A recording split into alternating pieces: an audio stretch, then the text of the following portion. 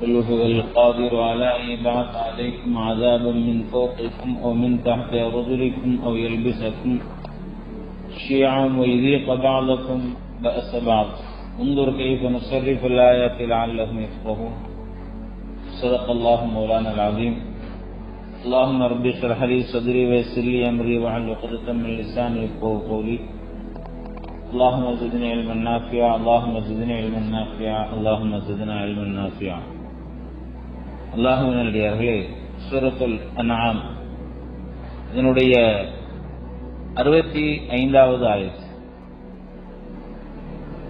அல்லாஹ் தஆலா இந்த ஆயத்துல தன்னுடைய வல்லமையை பற்றி சொல்லி காட்டுகிறார். அல்லாஹ் எப்படிப்பட்டவன் அப்படிங்கறத ஏற்கனவே தொடர்ந்து சொல்லிட்டே வர்றாங்க. எல்லா நிலைகளிலேயும், இருளாக இருந்தாலும் சரி, பகலாக இருந்தாலும் சரி, கடலிலே கடலிலே எல்லா இடத்திலேயும் மனிதனுக்கு ஆபத்து என்று வரக்கூடிய நேரத்திலே அந்த மனிதன் உண்மையான முறையிலே அல்லாஹ்வைத்தான் அழைக்கின்றான்.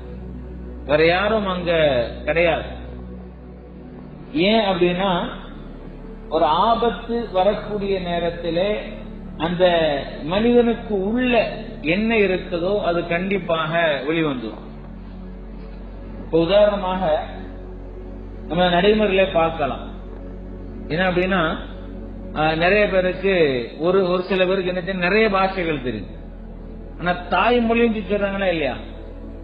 சில பேருக்கு தமிழாக இருக்கலாம், சில பேருக்கு உருதுவாக இருக்கலாம், தெலுங்கா இருக்கலாம். அப்ப ஏதாவது கஷ்டமான நேரத்துல அந்த தாய்மொழி வேகமாக வந்துடும்.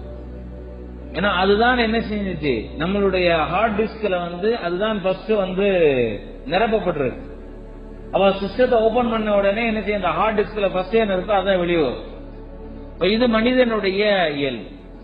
அப்ப அதே மாதிரி தான் ஒவ்வொரு மனிதனுக்கும் அல்லாஹ் அப்படிங்கிற அந்த சிந்தனை தான் அடிப்படையில இருக்குது. ரசூலுல்லாஹி ஸல்லல்லாஹு அலைஹி வஸல்லம் அவர்கள் எப்படி சொல்லுவார்கள், ஒவ்வொரு குல்லு மௌலூதின் யூலது அலல் ஃபித்ரா, ஒவ்வொரு குழந்தையும், உலகத்தில் பிறக்கக்கூடிய ஒவ்வொரு குழந்தையும் இருக்கின்றது, அது இஸ்லாத்தின் மீது தான் பிறக்கின்றது. எல்லா குழந்தையும், பிறக்கக்கூடிய குழந்தைகள் அனைத்துமே இஸ்லாத்தின் மீது தான் பிறக்குது. அதனால தான் அந்த குழந்தைகள் பருவம் அடைவதற்கு முன்பாக சிறுபிராயத்திலேயே ஒரு குழந்தை இறந்து விட்டார். நிறைய ஃபுகஹாக்கள் என்ன சொல்றாங்க, அந்த இறந்த குழந்தைகள் சொர்க்கலோகத்திலே இருக்கும். இந்த சிறுபிராயத்தில இறந்து விட்ட குழந்தைகள், அது காபிருடைய குழந்தையாக இருந்தாலும் அவைகள் சொர்க்கலோகத்திலே இருக்கும். காரணம் என்ன அப்படின்னா, அது இஸ்லாத்தின் மீதான் இருக்குது, அந்த இஸ்லாத்தின்படிதான் அது. அந்த நேரத்தில் வெளிரங்கத்துல பெற்றோர்கள் சொல்லலாம், என்னுடைய அவங்க பெற்றோரை பத்தி அவரை முனுசாமி, அவர் ஜேம்ஸ் அப்படின்னு சொல்லிக்கலாமே தவிர அது அசல்ல குழந்தையாகத்தான் இருக்குது. குல்லு மௌலூதின் யூலது அலல் ஃபித்ரா, அவங்களுடைய பெற்றோர்கள் தான் அவர்களை மாற்றினார்கள். யூதர்களாக, கிறிஸ்தவர்களாக, சிலை வணங்கிகளாக அவர்களுடைய பெற்றோர்கள் தான் மாற்றுகின்றார்கள் என்பது ஹதீஸ் சொல்லக்கூடிய உண்மை. அப்ப அதனால மனிதன் அவனுடைய கஷ்டமான நேரத்தில் அவன் அழைப்பது யாரு என்று சொன்னால் அல்லாஹ்வைத்தான் அழைப்பது.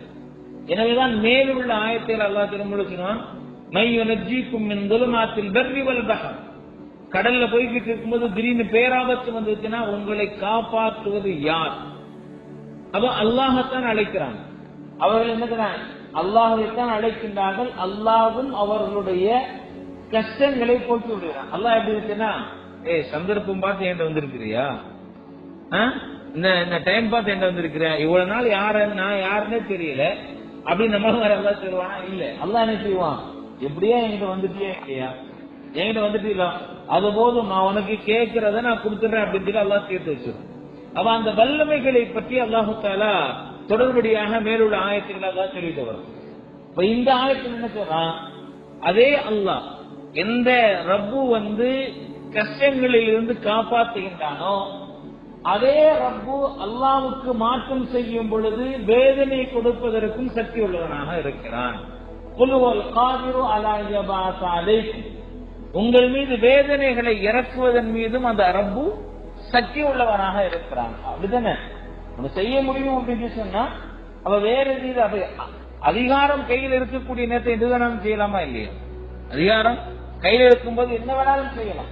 அதைத்தான் நல்லா சொல்றான், நான் வேதனை கொடுப்பதற்கும் இன்னும் எனக்கு சக்தி இருக்கின்றது அப்படின்னு சொல்லிவிட்டு அந்த வேதனை 3 விதமான வேதனைகளை அல்லாஹ் தஆலா சொல்லிக்கிறான். 3 விதமான வேதனைகளை அல்லாஹ் தஆலா சொல்லிக்கிறான். எப்படி சொல்றான்? அஸாபும் மின் ஃபௌகிக்கும் அவ் மின் தஹத்தி அர்ஜுலிக்கும் அவ் யல்பிஸக்கும் ஷியன் வயதிக பஅதக்கும் பஸபர்.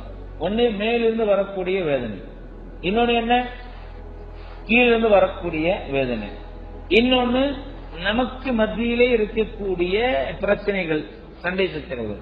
இதுவும் ஒரு ரீதியில வேதனை. அதுக்கு அடுத்து நம்ம பார்ப்போம். அப்போ மேலிருந்து வரக்கூடிய வேதனை என்ன? நம்ம நிறைய குர்ஆனுடைய ஆயத்துகள், சம்பவங்கள் நிறைய சொல்லி காட்டுகின்றது.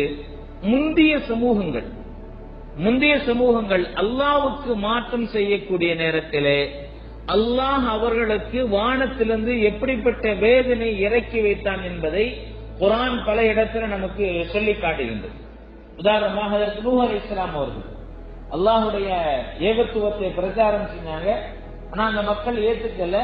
கடைசியில ஒரு கட்டத்துல அல்லாஹ் நினைச்சான், வானத்திலிருந்து மழையை பொழிய செய்யும்.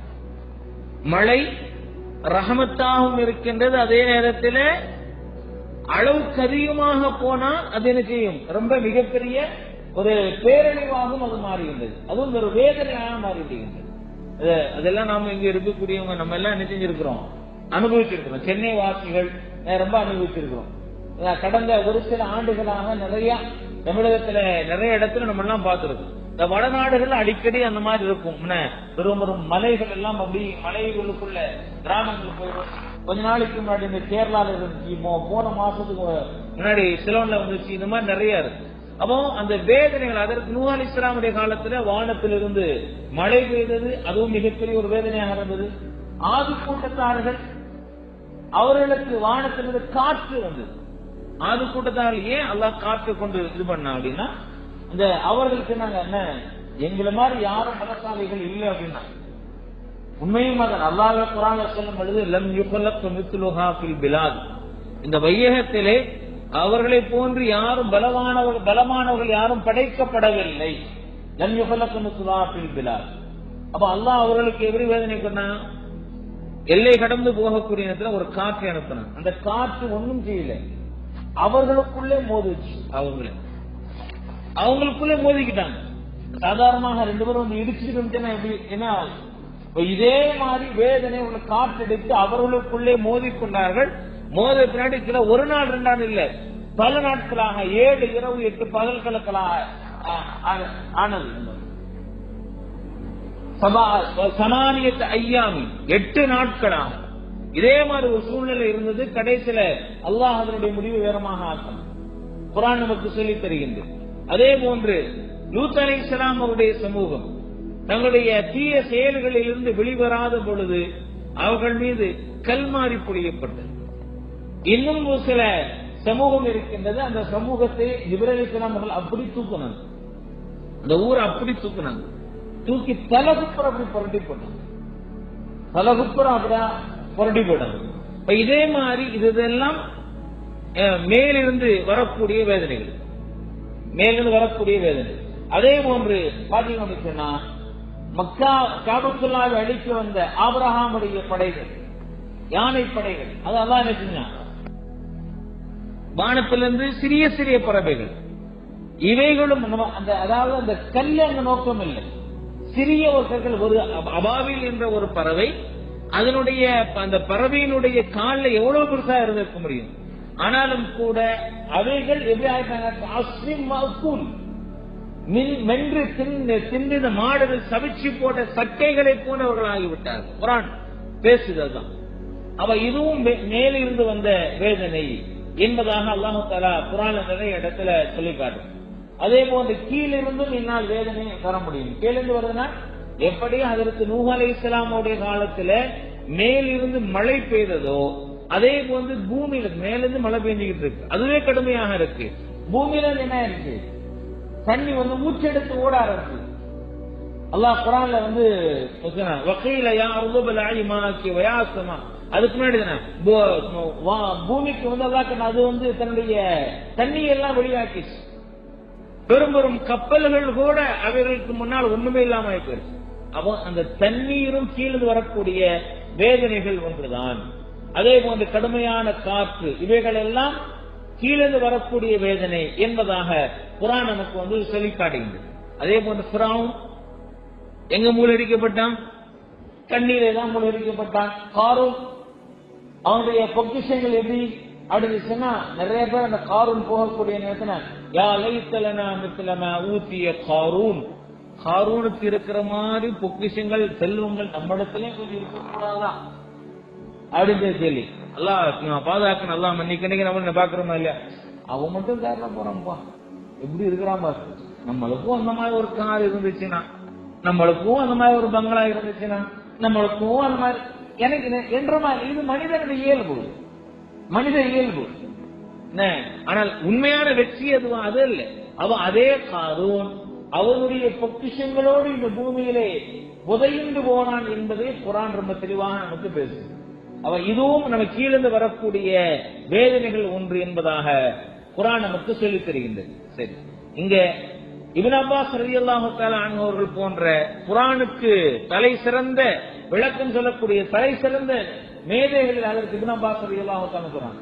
அவங்க சொல்றாங்க, கீழிருந்து வரக்கூடிய வேதனை மேலிருந்து வரக்கூடிய வேதனை என்று சொல்லக்கூடிய சொன்னாங்கன்னா, மேலிருந்து வரக்கூடிய வேதனை அப்படின்னு சொன்னா, ஒரு சமூகத்தின் மீது அநீதக்கார ஆட்சிகள் கொடுக்கப்பட்டு அநீதக்கார ஆட்சி அவர்களுக்கு கிடையாது. அந்த ஆட்சியாளர்கள் அநீதக்காரர்களாக இருப்பார்களேயானால் அதுவும் மேலிருந்து வரக்கூடிய வேதனைகளே ஒன்று.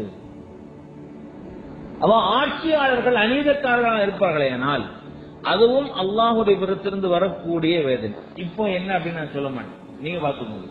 இந்த ஆயத்தினுடைய அடிப்படையில அவருக்கு இப்ப இருக்கக்கூடியது என்ன அப்படின்னு, இது ஒவ்வொரு காலகட்டத்திலேயும் அது நடக்குது, பின்னாடி வரும். இது எதனால இந்த வேதனை எல்லாம் ஏன் வருகின்றது என்பதையும் குர்ஆன் நமக்கு தெளிவான முறையில் சொல்லி காட்டுது. நீ நம்ம நினைக்கிறோம் ஆமா அப்படி நம்ம அப்படி ரொம்ப பாக்கியதா இருக்கிற மாதிரி வந்து நம்ம உட்கார்ந்து சொல்லிட்டு இருக்கிறோம். எதனால அந்த வேதனை வருகின்றது என்பதையும் குர்ஆன் நமக்கு சொல்லி காட்டு, இந்த காரணத்தையும் சொல்லி காட்டு. அப்ப இப்னு அப்பாஸ் ரலியல்லாஹு தஆலா சொல்றாங்க, மேலிருந்து வரக்கூடிய, அதாவது நமக்கு மேல ஆட்சியாளர்கள் இருப்பார்களே ஆனால் அந்த ஆட்சியாளர்கள் செய்யக்கூடிய அநீதமான ஆட்சியாளர் இருப்பார்களே ஆனால் அதுவும் ஒரு ரீதியில வேதனை தான். சரி, அப்ப நமக்கு கீழே இருக்கிறவங்க கடையில் இருக்கிறாங்க, இத்தனை வாட்டி எதிர்த்து சொல்றாங்க, சொல்லுபடியே கேட்க மாட்டேங்கிறாங்க. நீங்க நிறைய பேருக்கு இருக்கு என்னது, கடையில ஒழுங்கா வேலையாட்கள் வந்து அமைகிறது கிடையாது. ஏதாவது ஒரு ரீதியில லீவு போடாத இருந்துச்சுன்னா சொல்லி முடிச்சப்ப நாளைக்கு மறுநாள் லீவு போட்டுருவாங்க. ஃபெஸ்டிவல் டைமா இருக்குதுடா, பொங்கல் டைமா இருக்குது, கொஞ்சம் லீவு போடாதுன்னா நான் மறுநாள் வர மாட்டேன். சரி, வராத அன்னைக்கு போன் பண்ணி சொல்றானா அப்படின்னா போனும் பண்ணி சொல்ல மாட்டேன். மறுநாள் வந்து ஏண்டா நேற்று வரல, இல்ல திடீர்னு வந்து பாட்டிக்கு உடம்பு சரியில்லை அப்படிமா. சரி, ஒரு போன் பண்ணி சொல்ல வேண்டியதுண்டா, இல்ல நான் வந்து ஹாஸ்பிட்டல் இருந்ததுனால சொல்ல முடியல. நடக்குதா இல்லையா? அப்போ நமக்கு கீழ் உள்ளவர்கள் நமக்கு கட்டுப்படாமல் நடக்கும் பொழுது இதுவும் கீழிருந்து வரக்கூடிய வேதனை என்று யார் சொல்றார்? இப்னு அப்பாஸ் ரலியல்லாஹு தஆலா அவர்கள் சொல்லி காட்டுறாங்க. அது மட்டுமல்ல, இன்னும் ஹதீஸ்ல இருக்கின்றது, அதாவது நம்ம சொல்லுமா இல்லையா, ஏன் இந்த மாதிரி வந்து நம்மளுடைய ஆட்சியாளர்கள் அநீதக்காரர்களாக இருக்கின்றார்கள் என்று சொல்லும் பொழுது ஒரு ஹதீஸ் ரசூலுல்லாஹி ஸல்லல்லாஹு அலைஹி வஸல்லம் ஒரு ஹதீஸ் சொல்லப்படுது, கமா தகூனுன யுஅம்மரு அலைக்கும், நீங்கள் எப்படி இருக்கின்றீர்களோ அதே போன்றுதான் உங்களுக்கு மேல் உள்ளவர்கள் உங்கள் மீது சாட்டப்படும். இது ஹதீஸ். அந்த வார்த்தை கமா தகூனுன யுஅம்மரு அலைக்கும், நீங்கள் எப்படி இருக்கின்ற, அதாவது நம்மளுடைய அமால்கள் எப்படி இருக்குமோ அதே போன்றுதான் நமக்கு மேல் இருக்கக்கூடிய ஆட்சியாளர்கள் இருப்பார்கள் என்பதை இந்த ஹதீஸ் நமக்கு சொல்லிக் காட்டினார். அப்ப காரணம் யார்? ஒரு அநீதக்காரனுடைய ஒரு அரசன் இருக்கிறான் என்று சொன்னால் அந்த அநீதக்கார அரசன் அநீதம் செய்வதற்கு காரணம் யார் என்று சொன்னால் கீழே இருக்கக்கூடிய பிரஜைகளுடைய செயல்பாடுகள் தான். இது வந்து வெறும் ஆட்சியாளர்களோடு மட்டும் நின்று விடாது, நம்முடைய குடும்பத்திலையும் என் பிள்ளை வருது பின்னாடி சைது முசையப் அவங்க சொல்லக்கூடிய வார்த்தைகள் வருது. என்னுடைய பிள்ளைகள் என்னுடைய பேச்ச கேட்கல அப்படின்னு சொன்னா அதற்கு காரணம் அந்த பிள்ளைகள் அல்ல, நான் தான் காரணம். அதாவது என்னுடைய செயல்பாடுகள் அல்லாஹ்வோடும் எனக்கும் முன்னான அந்த தொடர்புகள் இருக்குது, இது சரியில்லைன்னு அர்த்தம். அவர் ரசூலுல்லாஹி ஸல்லல்லாஹு அலைஹி வஸல்லம் சொல்றாங்க. இன்னொரு ஹதீஸ்ல ரசூலுல்லாஹி ஸல்லல்லாஹு அலைஹி வஸல்லம் சொல்லக்கூடிய ஒரு ஹதீஸ் குதுசி அல்லாஹ் தஆலா இப்படி சொல்றான். என்ன சொல்றாங்க? நான் தான் அல்லாஹ், நான் சொல்லக்கூடிய இந்த இது ஹதீஸ் குதுசி. ஹதீஸ் குதுசினா என்ன தெரியுமா? அதாவது ஹதீஸுக்கும் ஹதீஸ் குதுசிக்கும் ஒரு சின்ன ஒரு டிஃபரண்ட் அந்த வித்தியாசத்தை கொஞ்சம் புரிஞ்சுக்கணும். ஹதீஸ் என்பது நம்ம ஏற்கனவே ஆரம்பத்தில் சொல்லியிருக்கோம், இருந்தாலும் லேசா ஞாபகப்படுத்துறதுக்கான, ஏன்னா நம்ம எல்லாம் மறதியாளர்கள் தானே. அல்லாஹ் குர்ஆன் சொன்னா வதக்கிர், நபியை ஞாபகப்படுத்துங்க, ஞாபகப்படுத்துவது மூமின்களுக்கு பிரயோஜனத்தை தரும் அப்படிங்கிறாங்க. அந்த ரீதியில நம்ம ஹதீஸ் குர்ஆனும் சரி ஹதீஸும் சரி இரண்டுமே அல்லாஹ்வுடைய பொறுத்திருந்து வந்தது. குர்ஆன் நமக்கு தெரியும், வார்த்தைகள் எல்லாமே A to Z அல்லாஹ்வுடையது. ஹதீஸ் என்பது அந்த கருத்து அல்லாஹ்வுடையது, வார்த்தை யாருடையது? வார்த்தை ரசூலுல்லாஹி ஸல்லல்லாஹு அலைஹி வஸல்லம். இதுதான் ஹதீஸ். அதனால்தான் குர்ஆனையும் ஏற்றுக்கொள்ள வேண்டும், ஹதீஸையும் ஏற்றுக்கொள்ள வேண்டும். ஹதீஸை குதுசியும் பேசினா என்ன? ஹதீஸை குதுசியும் பேசினா அதுவும் அல்லாஹ்வுடைய விஷயம்தான். ஆனால் வார்த்தைகள் யாரு? ரசூலுல்லாஹி ஸல்லல்லாஹு அலைஹி வஸல்லம் அவருடைய வார்த்தை யாரு? சொல்ல புரியுதுங்களா இல்லையா? என்ன கருத்து, என்ன விஷயங்கள் அல்லாஹ் எப்படி சொன்னானோ அதே வார்த்தை தான். ஆனால் குர்ஆனை போன்றல்ல, மாறாக இது ரசூலுல்லாஹி ஸல்லல்லாஹு அலைஹி வஸல்லம் சொல்லக்கூடிய விஷயங்கள். அது என்ன அப்படின்னா அந்த ஹதீஸ் குதுசி சொன்னாங்க, நான் தான் அல்லாஹ். அல்லாஹ் என்ன சொல்றான்? நான் தான் அல்லாஹ், என்னை தவிர வணங்கப்படுவதற்கு வேற யாரும் தகுதி கிடையாது என்று சொல்லி அடுத்து சொல்றான், நான் தான் அரசனாக இருக்கிறேன், அரசுகளுக்கு அரசராக இருக்கிறேன், அரசருடைய உள்ளங்கள் என்னுடைய விரல்களுக்கு மத்தியிலே இருக்கின்றது. சொல்ல புரியுதா இல்லையா? அரசர்களுக்கு அரசராக நான் இருக்கிறேன், என்னுடைய விரல்களுக்கு மத்தியிலே அரசர்களுடைய உள்ளங்கள் இருக்கின்றது. அடியான் என்னை வணங்கக்கூடிய நேரத்திலே நான் அரசருடைய உள்ளங்களை அவர்களுக்கு சாதகமாக ஆக்கிவிடுகிறேன். சொல்ல புரியுதா? அடியார்கள் என்னை வணங்கக்கூடிய நேரத்திலே அரசருடைய உள்ளங்களை அவர்களுக்கு சாதகமாக ஆக்கி அரசருடைய உள்ளத்திலே இரக்கத்தையும் அன்பையும் நான் போட்டு விடுகிறேன். எப்பொழுது என்னுடைய அடியார்கள் எனக்கு மாற்றம் செய்வார்களோ நான் அந்த அரசர்களுடைய உள்ளங்கள் மீது கடினத்தனத்தை உருவாக்கி விடுகின்றேன். அந்த கடினத்தனத்தின் அந்த உள்ளம் கடுமையானதின் காரணமாக அவர்கள் தங்களுடைய பிரஜைகள் மீது என்ன செய்கின்றார்கள்? அநீதம் செய்கின்றார்கள். அது அவர்களுக்கு வேதனையாக இருக்கின்றது. எனவே அதுக்கு காரணம் பாருங்க.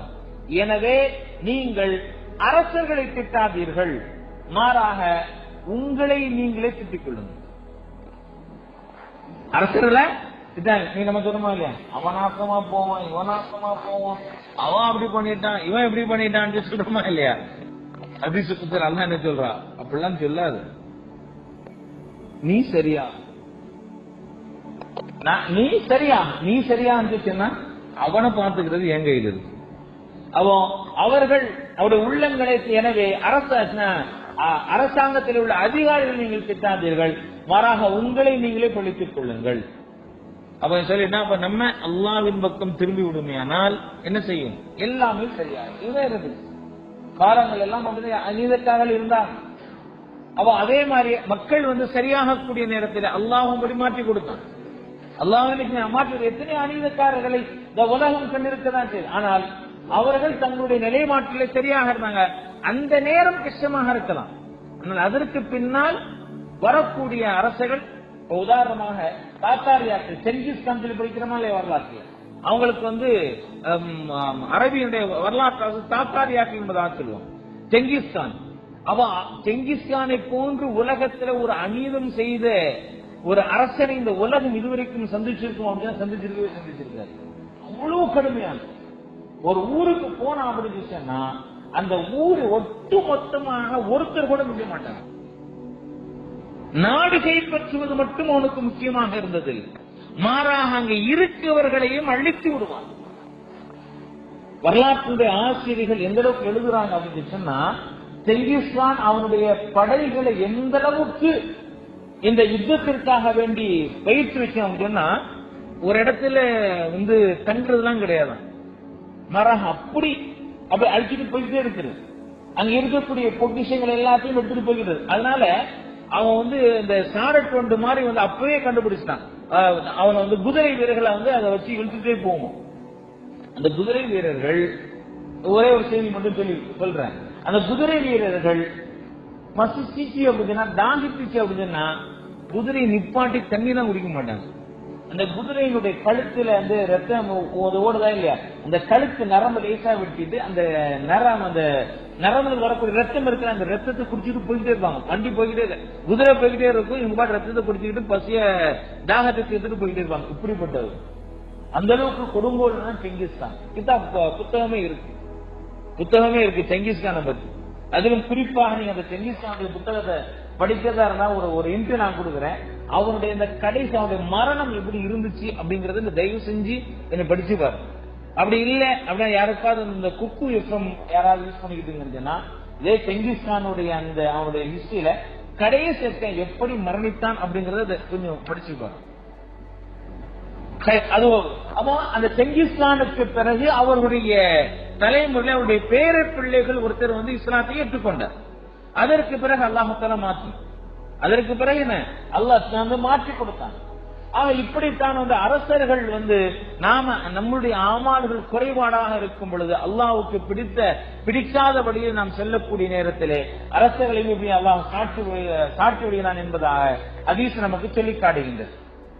அதே போன்று இன்னும் சில ரிவாயத்துகள் எப்படி இருக்கு அப்படின்னு சொன்னா, மனிதன் செய்யக்கூடிய நம்முடைய ஆமால்கள் இருக்குது அல்லவா, இது நமக்கு கீழே இருக்கக்கூடியவர்களை நிர்ணயிக்கின்றது.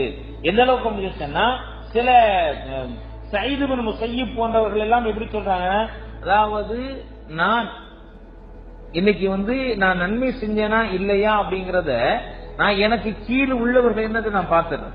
அவங்க சொல்றாங்க, எனக்கு நான் அல்லாஹ்வுக்கு மாற்றமாக ஏதாவது செய்திருக்கிறேனால் ஒண்ணு என்னுடைய மனைவியிடமிருந்து ஏதாவது வரும், அல்லது நான் வைத்திருக்கக்கூடிய குதிரைகள், அல்லது நான் வைத்திருக்கக்கூடிய அடிமைகள், இவர்களிடமிருந்து ஏதாவது ஒன்று என்ன செய்யும், என்னுடைய எண்ணத்திற்கு மாற்றமான முறை நடக்கும்.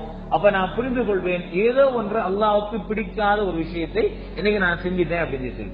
அப்போ அருகிலிக்கும் தனக்கு தன்னுடைய காலுக்கு கீழே இருந்து என்று சொல்லக்கூடிய விஷயம் இருக்கின்றது.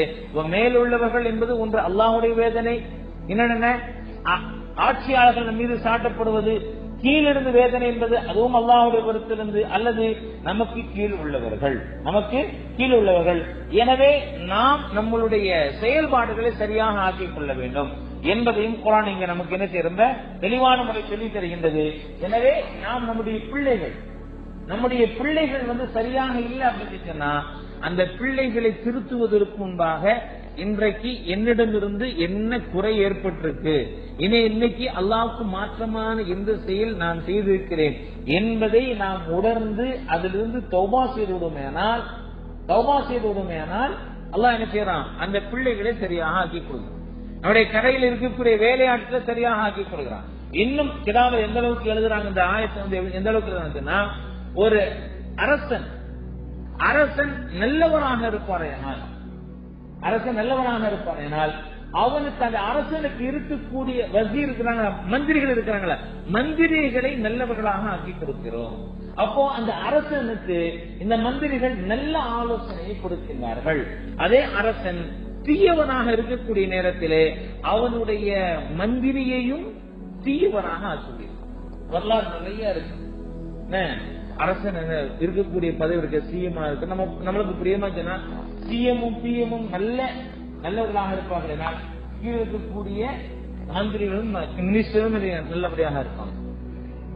சிஎம்மும் சரியில்லை அல்லது பிஎம் சரியில்லை அப்படின்னு வச்சு இருக்கக்கூடிய மந்திரிகளை என்ன செய்ய, அதை விட முட்டாப்பிள்ளை தான் இருப்பாங்க. வரலாற்று நம்ம எத்தனையோ சம்பவங்கள் பார்ப்போம். உதாரணமாக உமர் ரலியல்லாஹு தஆலா உமர் ரலியல்லாஹு தஆலா அன்ஹு அவர்களுடைய ஆட்சி இருக்கும். அவங்க எப்படிப்பட்டவங்க? அதற்கு உமர் ரலியல்லாஹு தஆலா அன்ஹு அவர்கள் எப்பொழுதுமே தனக்கு பக்கத்துல இப்னு அப்பாஸ் ரலியல்லாஹு தஆலா அன்ஹுவை வச்சுக்கிடுவாங்க. இத்தனைக்கும் இப்னு அப்பாஸ் ரலியல்லாஹு தஆலா அன்ஹு வயசுல ரொம்ப சின்னவங்க, ரொம்ப சிறியவர்கள். இப்னு அப்பாஸ் ரலியல்லாஹு தஆலா எதுவாக இருந்தாலும் அவங்க கூட கேட்பாங்க. அப்போ இது ஒரு சில சஹாபாக்களுக்கு என்ன ரொம்ப சின்ன விளைவை போய் கேட்டுக்கிட்டு அப்படின்னு சொல்லும் பொழுது உமர் ரலியல்லாஹு தஆலா வந்து சில நேரங்களில் வச்சு என்னன்னா குர்ஆனை அதிகமாக விளங்கியவர் இப்னு அப்பாஸ் ரலியல்லாஹு அன்ஹு. எனவேதான் அவரிடத்துல வச்சிருக்கிறேன், அவரை பக்கத்துல வச்சிருக்கிறேன் அப்படின்னு சொல்லுவாங்க. இன்னும் ஒரு சில நேரங்கள்ல அதற்கு உமர் ரலியல்லாஹு தஆலா அன்ஹு அவர்கள் பிராக்டிக்கல், அதாவது நடைமுறையில செஞ்சு காமிச்சாங்க. என்ன அப்படின்னா சில சஹாபாக்கள் இருந்தாங்க, அவங்ககிட்ட வந்து கேட்டாங்க, இதா ஜாஅ நஸ்ருல்லாஹி வல் ஃபத்ஹ் இருக்குதா இல்லையா? இதா ஜாஅ நஸ்ருல்லாஹி வல் ஃபத்ஹ் வராயித்தன இந்த சூராவுல என்ன கருத்து சொல்லப்பட்டிருக்கு? குர்ஆனுடைய ஆயத்துகள் வந்து ஒண்ணு வெளிரங்கமான கருத்து இருக்கின்றது, இன்னொன்னு அந்தரங்கமான ஆழமான ஒரு கருத்து இருக்கு. இந்த ஆழமான கருத்தை எல்லாராலும் விளங்க முடியாது, நம்மளால நல்லா விளங்கிக் கொள்ள முடியாது. அப்ப இந்த சூறாவுக்கு என்ன விளக்கம் என்று சொல்லக்கூடிய நேரத்துல எல்லாரும் சொன்னாங்க, இந்த மாதிரி மக்கள் நீங்கள் சாரையாக இந்த மார்க்கத்தின் மீது நுழைவதை நீங்கள் பார்ப்பீர்கள் என்பதாக இருக்கு. அது வெளிரங்கமானது. அப்ப நிறைய பேர் என்ன செஞ்சாங்க, இது இந்த மாதிரி நிறைய வந்து இஸ்லாத்தின் பக்கம் அதிகமாக வருவாங்க அப்படிங்கிற செய்தி அந்த சூறால சொல்லப்பட்டிருக்கு அப்படின்னு சொல்லி எல்லாரும் சொன்னாங்க. இப்போ உமர் ரலியல்லாஹு தஆலா இப்னு அப்பாஸ் ரலியல்லாஹு தஆலா கூட கேக்குறாங்க, இந்த ஆயத்துக்கு இந்த சூறாவுக்கு என்ன விளக்கம் இருக்கு? அப்போ இப்னு அப்பாஸ் ரலியல்லாஹு தஆலா சொன்னாங்க, இந்த சூறாவுல ரசூலுல்லாஹி ஸல்லல்லாஹு அலைஹி வஸல்லம் உடைய மரணத்தின் சுப செய்தி சொல்லுங்க அப்படின்னு. எல்லா சஹாபாக்களும் இருக்கிறவங்களுக்கெல்லாம் ஆச்சரியம். இந்த சூறா வந்து வெளிரங்கத்துல பார்க்கும்போது எதுகுலுன ஃபீ தீனில்லாஹி அஃப்வாஜா, மக்கள் சாரையாக இந்த மார்க்கத்திலே நுழைவார்கள் என்றுதான் இருக்குது. என்ன சொன்ன உடனே இது எப்படி வந்து நபியினுடைய இந்த உலகத்தை விட்டு இந்த மரணத்தை பற்றி எப்படி சொல்லப்படுகிறது அப்படின்னு சொல்லும்போது சொன்னாங்க, இந்த சூறா இறங்கிய பொழுது அதற்கு அபூபக்கர் ரலியல்லாஹு தஆலா அன்ஹு தனியா உட்கார்ந்து தேம்பி அழுதுகிட்டு, அபூபக்கர் ரலியல்லாஹு தஆலா தனியா உட்கார்ந்து தேம்பி அழுதுகிட்டு. அது யாருக்கும் தெரியாது. ஏன் அப்படின்னா அந்த அந்த ஆயத்து கடைசியில பாத்தீங்கன்னா அல்லாஹ் எப்படி சொல்லுவாங்க, ஃபஸப்பிஹ் பிஹம்தி ரப்பிக வஸ்தக்ஃபிருஹு இன்னஹு கான. அங்க அல்லாஹ் ரசூலுல்லாஹி ஸல்லல்லாஹு அலைஹி வஸல்லம் அல்லாஹ் சொல்றான், ஃபஸப்பிஹ் பிஹம்தி ரப்பிக, நபியே நீங்க வந்து நோக்கம் முடிஞ்சு போச்சு, மக்கள் சாரையாக இஸ்லாத்தின் பக்கம் வருவாங்க, எனவே அல்லாஹ்வை தஸ்பீஹ் செய்து கொள்ளுங்கள். பிஹம்தி ரப்பிக ஃபஸப்பிஹ் பிஹம்தி ரப்பிக வஸ்தக்ஃபிருஹு. எப்போதுமே எந்த ஒரு செயலுடைய எண்டிலையும் இஸ்திக்ஃபார் என்பது இருக்கு. எந்த இஸ்லாத்தினுடைய எந்த செயல்பாடாக இருக்கட்டும், இவாதினா கடைசியில பார்க்கும்போது இந்த செயலை முடித்த பிறகு இஸ்திக்ஃபார் என்பது துஆவுடைய வடிவில் நமக்கு இருக்கும். அது ஹஜ்ஜாக இருக்கட்டும், அல்லது உதுவாக இருக்கட்டும், தொழுகையாக இருக்கட்டும், தொழுகை முடிச்ச போது அல்லாஹ் அக்பர் அஸ்தக்ஃபிருல்லாஹ் அஸ்தக்ஃபிருல்லாஹ் அஸ்தக்ஃபிருல்லாஹ்.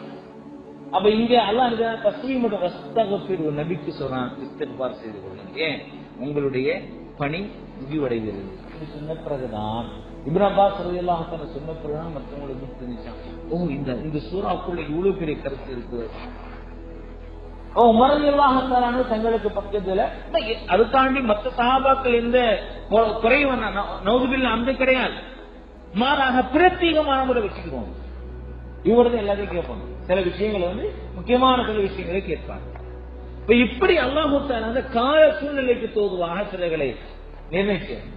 அதே மாதிரி ஹஜ்ரத் அபூபக்கர் ரலியல்லாஹு தஆலா அவங்களுக்கு ஏதாவது முக்கியமான விஷயமாக இருக்கும் ஏனால் ஹஜ்ரத் உமர் ரலியல்லாஹு தஆலா அவங்களுக்கு கேட்பாங்க. ஏன் பல கட்டங்களில உமர் ரலியல்லாஹு தஆலா அவர்கள் எதை சொன்னார்களோ அதுதான் வஹ்யாகவும் இறங்கி இருக்கு. எனவே அபூபக்கர் என்ன செய்வாங்க, ஹஜ்ரத் உமர் ரலியல்லாஹு தஆலா முக்கியமான ஆலோசனை இருக்கும். ஹஜ்ரத் உமர் இப்னு அப்துல் அஸீஸ் ரஹ்மத்துல்லாஹி அலைஹி ரொம்ப சுருக்கமான 2.5 ஆண்டுகள் தான் ஆட்சி செஞ்சாங்க உமர் பின் அப்துல் அசீஸ் ரஹ்மத்துல்லாஹி. வஃபாத் 36 வயசுல வஃபாத் ஆயிட்டாங்க. 717 அவங்களுடைய ஆட்சி பாதியில, நம்ம 720 வரைக்கும் அவங்களுடைய ஆட்சி 2.5 வருஷம் தான் மொத்தம். ஆனா அவ்வளவு அற்புதமான ஆட்சி, இஸ்லாத்தினுடைய மிகப்பெரிய சேவைகள் அது. அப்போ அவங்க உமர் பின் அப்துல் அசீஸ் ரஹ்மத்துல்லாஹி அலைஹி அவ்வளவு தக்வாவோடு இருந்தாங்க. எந்த அளவுக்கு சொன்னா, சுருக்கம் ஒரே ஒரு விஷயம் மட்டும் சொல்றேன். அவர்கள் மரணிக்கக்கூடிய நேரத்திலே அவர்களுடைய சொத்து 18 கிரகங்கள் தான் இருந்தது. 18 கிரகங்கள் தான் இருக்கு. பிள்ளைங்க திரும்ப மொத்தம் 11 பிள்ளைங்க இருந்தது. அப்போ இவர்கள் நல்லவர்களாக இருந்ததுனால அல்லாஹ் அவர்களுடைய மந்திரி எந்த அளவுக்கு சிறந்தவராக இருந்ததுன்னா, ஒரு நாள் ஒரே இந்த சம்பவத்தை மட்டும் நான் சொல்லிக்கிறேன். ஏன்னா இந்த ஆயத்துக்கு சூட்டபிளாக இருக்கிறதுனால, ஒரு நாள் நாளைக்கு பெருநாள் உமர் பின் அப்துல் அசீஸ் இரவு நேரத்தில் வீட்டுக்கு வர்றாங்க. பணிகளை எல்லாம் முடிச்சுட்டு வீட்டுக்கு வர்றாங்க. வரக்கூடிய நேரத்தில் மனைவி என்ன செய்யறாங்க, ஒரு துணியை தச்சுக்கிட்டு இருக்காங்க. கேட்கிறாங்க என்ன அப்படின்னு. இல்ல நாளைக்கு பெருநாள், பொம்பளை பிள்ளைக்கு போடுறதுக்கு துணி இல்லை.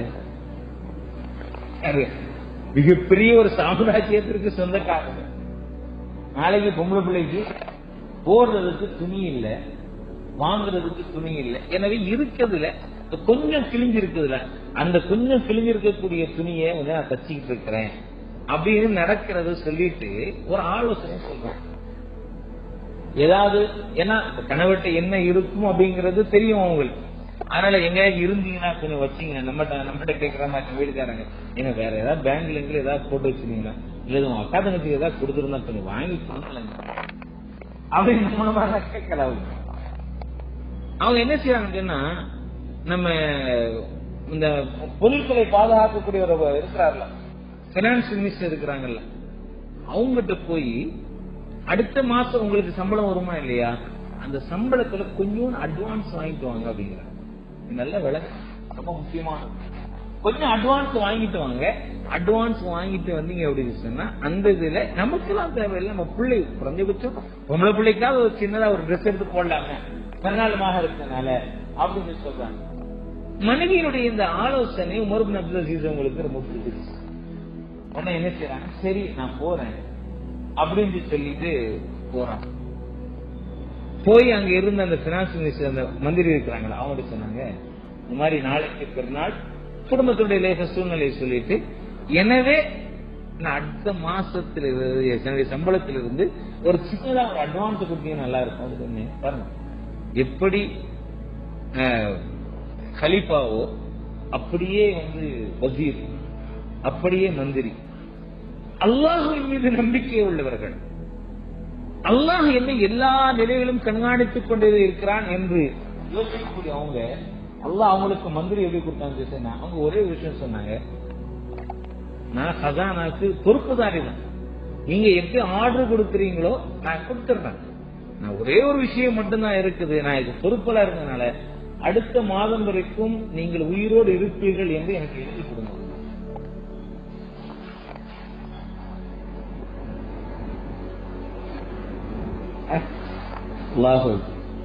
நம்முடைய முன்னோர்கள்லாம் எப்படி வாழ்ந்திருக்காங்க. நம்ம ஏதாவது ஒண்ணு கிடைக்கல அப்படின்னு சொன்னா உடனே அல்லாஹ் குறை சொல்ல ஆரம்பிச்சு.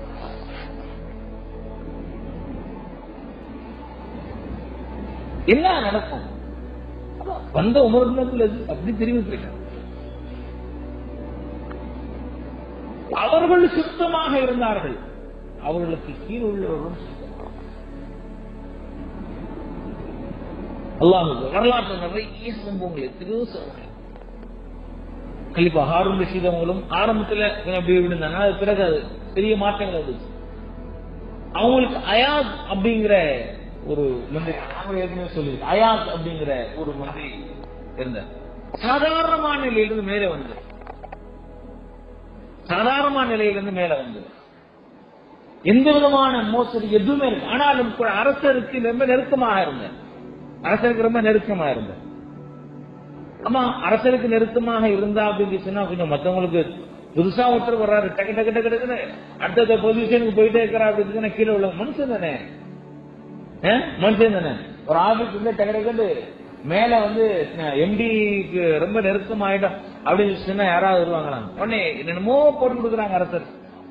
அரசருக்கு தெரியும் அயாத் வந்து எந்த விதமான கள்ள கவனம் இல்லாத வரும். ஆனா ஏதாவது மாட்டி விடணும் அப்படிங்கிற எண்ணத்துல இருக்கிறாங்க. ஒரு நாள் மாட்டி விடணும் அப்படின்னு சொல்லிட்டு அயாத் என்ன செய்வாரு, எல்லாரும் அந்த அரசாங்க வேலையெல்லாம் முடிஞ்ச பிறகு தனியா ஒரு ரூமுக்கு வருவாரு. வந்துட்டு அந்த ரூம் வந்து லாக் பண்ணிடுறாரு. அந்த ரூமுக்கு போகும்போது யாரையும் அலோவ் பண்ண மாட்டாங்க. அந்த மாதிரி இருந்தாரு அவர். அப்போ ஒரு நாள் வந்து மந்திரிகள்லாம் போய் சொல்றாங்க, சலீஃபா ஹாரூன் ரஷீத் இந்த மாதிரி அயாஸ் இருக்கிறார்களே, அவர் வந்து என்ன செய்யறாரு, இது சலீஃபா ஹாரூன் ரஷீதா அல்லது முகமது கஸ்னவியா, கொஞ்சம் அது எனக்கு குழப்பமா இருக்கு. முகமது கஸ்னவி என்றுதான் சலீஃபா ஹாரூன் ரஷீதா தெரியல. சரி சரி, அவனுக்கும் சலீஃபா ஹாரூன் ரஷீத் அப்படின்னு நம்ம வச்சுக்கிறோம். மிகுதமான சிந்தனைகள் அப்படிதான் இருக்கு.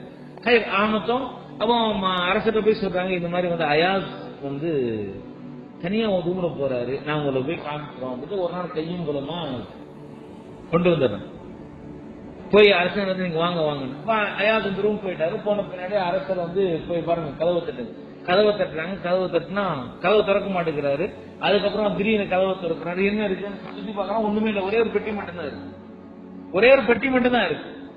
அப்ப அந்த பெட்டிக்குள்ள ஏதோ தஸ்தாவீசுகள் இருக்குது போல் இருக்கு அப்படின்னு சொல்லி நினைச்சு என்ன செய்யறாங்க, பெட்டியை திறந்தா அவர் திறக்க மாட்டேன். கடைசி அரசர் சொன்னதுனால திறக்கிறாரு. உள்ள திறந்தா பழைய செருப்பும் பழைய சட்டையும் அதுல இருக்கு. உடனே அரசர் வந்து மற்ற மந்திரிகளுக்கு எல்லாம் ஒண்ணுமே சொல்லுவாங்களா இல்லையா, அதாவது செருப்பால் அடிச்ச மாதிரி ஆயிப்போச்சு. என்னடா இது, நம்ம என்ன தஸ்தாவீஸ் இருக்கும், அது இருக்கும், வைடூரியங்கள் இருக்கும், பெரும்பெரும் பொக்கிஷங்கள் இருக்கும், பார்த்தா வெறும் பழைய செருப்பும் இது இருக்கு. உடனே அரசர் வந்து அவருக்கு நம்பிக்கை இருந்துச்சு. உடனே கேட்கிறாரு என்ன அப்படின்னு. உடனே சொல்றாரு, இந்த மாதிரி வந்து இந்த செருப்போடும் இந்த சட்டையோடும் தான் நான் வந்து உங்களுடைய அரசவைக்குள்ளே வந்தேன். இன்னைக்கு நான் உங்களுக்கு இந்த அளவுக்கு நெருக்கமாக இருக்கிறேன். நான் எப்பொழுதுமே என்னுடைய பழைய நிலைமையை நான் மறக்க மாட்டேன். அந்த பழைய நிலைமையை மறக்கக்கூடிய ஏதாவது ஊசலாட்டங்கள் எனக்கு வந்துவிடுமோ என்பதற்காண்டி ஒவ்வொரு நாளும் வந்து இந்த இதை தந்து அயாஸ் உன்னுடைய பழைய நிலைமையை மறந்துடாத, அப்படின்னு நான் டெய்லி என்னுடைய நப்சுக்கு சொல்லிக் கொண்டே இருப்பேன் என்பதாக சொன்னேன். அப்போ ஹதீஸ் நமக்கு தெளிவான முறையில் சொல்லி காட்டுகின்றது. என்ன அப்படின்னா, நல்ல அரசர்கள் இருப்பார்களே ஆனால் மந்திரிகளும் நல்லவர்களாக இருப்பார்கள். அதே போன்று மோசமான அரசர்கள் இருப்பார்களே ஆனால் மந்திரிகளும் மோசமானவர்களாக இருப்பார்கள் என்பதற்கு போன்ற ஆயிரக்கணக்கான உதாரணங்கள் இஸ்லாமிய வரலாற்றில் அப்படி குமிஞ்சு கிடக்கு. இந்த ஒரே ஒரு ஆயத்தை நீங்க சமகாலத்தோடு நீங்க கொஞ்சம் இணைச்சு பாத்தீங்கன்னாலே ரொம்ப ரொம்ப தெளிவா நான் உங்களுக்கு சொல்ல வேண்டிய அவசியமே இல்லை. இந்த ஆயத்தை தயவு செய்து இந்த ஆயத்தை இப்போ நடக்கக்கூடிய இந்த விஷயத்தோடு எனக்கு நம்ம நாட்டினுடைய சூழலோடு இந்த இதை நீங்க பாருங்க. அரசர்கள் எப்படியோ மந்திரிகளும் அப்படித்தான் அப்படிங்கிறதுக்கு நீங்க தெளிவான முறையில் ஆயத்துக்கு நான் சொல்லுவதை விட நீங்க நிறைய நாலேஜ் உள்ளவங்க ரொம்ப அழகான முறை தெரிஞ்சுக்க. ஆக மொத்தம் வேதனை, அதாவது அஸாப் என்பது மேலிருந்து வர்றது அல்லது மேல உள்ளவர்களிடமிருந்து வர்றது. கீழிருந்து வரக்கூடிய தகத்தை அருகிலிக்கும் கீழே இருந்து என்னால் வேதனை கொடுக்க முடியும் என்று சொன்னால் ஒன்று அல்லாஹ்வுடையது, என்ன மழை வெள்ளங்கள் ஏற்படுவது அல்லது பூகம்பங்கள் ஏற்படுவது அல்லது பூமியிலே புதையுண்டு போவது, அதோடு நமக்கு கீழ் உள்ளவர்கள் நம்முடைய சொல் பேச்சு கேட்காம மாற்றமானவர்கள் நடப்பது, அதே போன்று அரசர்களும் அவர்களுக்கு கீழ் உள்ளவர்கள் மோசமாக ஒரு இதுவும் ஒரு வேதனை. இந்த ரெண்டும் எடுத்து அதுக்கு அடுத்தபடியாக மூணாவது ஒரு வேதனையை தண்டனை அல்லாஹ் சொன்னான், அவ் எல்பிசக்கும் ஷியான் கபாலக்கும் பாசம். இதுதான் போனார் நம்ம வந்து சுருக்கமா சொல்லி. இது என்ன அப்படின்னா, நமக்குள்ளே வந்து உண்டான பிரச்சனைகள். இன்னைக்கு இஸ்லாமிய சமூகம் மிகப்பெரிய அளவுல பாதிக்கப்பட்ட எதுக்குன்னா இந்த உள்ளுக்குள்ள துஷ்மன் கஹா ஹை துஷ்மன் பகல் மே சொல்லுவாங்க. துஷ்மன் கஹா துஷ்மன் பகல் மே. உருளை கூட சொல்லுவாங்க, ஆசிம் கா சாம் பன்கே பேட்டா இருக்கு. அதாவது அதாவது இந்த இது இருக்குல்ல, இதுக்குள்ள உண்டான என்ன சொல்ல பாம்பு மாதிரி உட்கார்ந்து இருக்கான். அவங்க பிரச்சனைகளை வந்து இன்னைக்கு இருக்கக்கூடிய இஸ்லாமிய சமூகத்தினுடைய மிகப்பெரிய இழப்பு என்பது வந்து உள்ளுக்குள்ளே இருக்கக்கூடியவர்கள் மூலமாகத்தான் ஏற்படும். நீங்க ரொம்ப தூரம் நம்ம போக தேவையில்லை, ஒண்ணுமில்ல. இந்தியாவுடைய சுதந்திரத்திற்காக வேண்டி 1847 அப்படின்னு சொல்றாங்க, இல்ல 1747 வந்து இந்தியாவுடைய சுதந்திரம் ஆயிருக்கு. அப்ப முதல்ல யாரு அப்படின்னு சொன்ன சிராஜுத்தௌலா, எங்க கல்கட்டால சிராஜுத்தௌலா. அது சிராஜுத்தௌலாவுடைய படை வந்து தோல்விக்கு காரணம் என்னன்னா உள்ளுக்குள்ளே இருந்த ஒரு எம்டன். அதே போன்று திப்பு சுல்தான் ஷஹீத் ரஹ்மத்துல்லாஹி அலைஹி அவர்கள் ஷஹாதத்திற்கு காரணமாக இருந்தது யாரு? கூட இருந்த ஒருத்தர். இப்படியாக வரலாறு நெடுகளும் நீங்கள் பார்த்துக்கிட்டே இருக்கு. வரலாறு நெடுகளும் நீங்க பாத்தீங்கன்னா இதுதான். அதற்கு உமர் ரலியல்லாஹு தஆலா ஷஹாதத்துக்கு காரணம் யாரு? ஒரு முனாஃபிக் தானே. முனாஃபிக் இஸ்லாத்தினுடைய போர்வை இருக்கக்கூடிய உள்ளுக்குள்ள இருக்கக்கூடிய ஒருவர். அதற்கு உஸ்மான் ரலியல்லாஹு தஆலாவுடைய ஷஹாதத். இதே மாதிரி நிறைய வரலாற்று நெடுகு பார்த்தீங்கன்னா இந்த உள்ளுக்குள்ளே இருக்கக்கூடிய இந்த பிரச்சனைகள் தான் இன்று வரைக்கும், அந்த காலத்தில் இருந்து இந்த காலம் வரைக்கும் இதுதான் இருக்கு. எனவேதான் ரசூலுல்லாஹி ஸல்லல்லாஹு அலைஹி வஸல்லம் அவர்கள் ஒரு ஹதீஸை எப்படி சொல்லி தர்றாங்க, லா தர்ஜியூ பஅதி குஃபாரன் யத்ரிபு பஅதுக்கும் ரிகாப பஅத், எனக்கு பிறகு நீங்கள் குஃபார்களாக காபிர்களாக மாறி விடாதீர்கள். அப்படின்னு சொன்னா என்ன அர்த்தம்? அப்படின்னா உங்களில் ஒருவர் இன்னொருவரை கொலை செய்யக்கூடியவர்களாக மாறிவிடாதீர்கள். ரசூலுல்லாஹி ஸல்லல்லாஹு அலைஹி வஸல்லம் சாது பின் அபீ வக்காஸ் ரலியல்லாஹு தஆலா சொல்றாங்க, நாங்கள் ஒரு முறை ரசூலுல்லாஹி ஸல்லல்லாஹு அலைஹி வஸல்லம் அவங்களோடு சென்று கொண்டிருந்தோம். அப்பொழுது பனி முஆவியா என்று சொல்லக்கூடிய ஒரு கோத்திரத்தினுடைய மஸ்ஜித் இருந்தது. அந்த மஸ்ஜிதுக்குள்ள ரசூலுல்லாஹி ஸல்லல்லாஹு அலைஹி வஸல்லம் போனாங்க.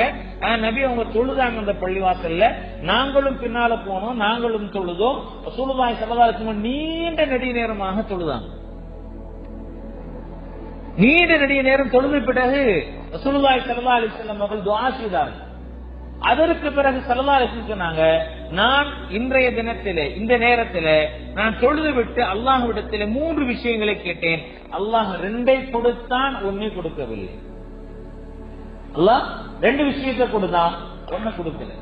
என்னென்ன கேட்டோம் அப்படின்னு சொல்லி அபீ வக்காஸ் ரலியல்லாஹு தஆலா அந்த ஹதீஸ்ல இருக்குது, நான் அல்லாஹ்விடத்துல கேட்டேன், என்னுடைய உம்மத்தினர் பசி பட்டினின் காரணமாக இறந்து விடக்கூடாது. ஒட்டுமொத்தமாக எப்படி முன் சென்ற சமூகத்தின் மீது பசியும் பட்டினியும் வந்தது, அதே போன்று இறந்து விடக்கூடாதுன்னு சொல்லி கேட்டேன். அல்லாஹ் அதையும் கபூலாக்கி, முன் சென்ற சமூகம் அநீதக்கார ஆட்சியாளர்கள் மூலமாக எப்படி ஒட்டுமொத்தமாக அழிக்கப்பட்டதோ அதே போன்று என்னுடைய சமூகம் அழிக்கப்பட்டு விடக்கூடாது என்று அல்லாஹ்விடத்தில் கேட்டேன். அல்லாஹு தஆலா அதையும் கபூல் செய்து கொண்டான். 3ஆவதாக கேட்டேன், தங்களுக்கு மத்தியிலே என்னுடைய உம்மத்தினர்கள் சண்டையிட்டுக் கொள்ளக்கூடாது என்று நான் அல்லாஹ்விடத்தில் கேட்டேன். ஆனால் இந்த துஆவை அல்லாஹு தஆலா தடுத்து வைத்து விட்டான் என்பதாக ரசூலுல்லாஹி ஸல்லல்லாஹு அலைஹி வஸல்லம் அவர்கள் சொல்லிட்டார்கள்.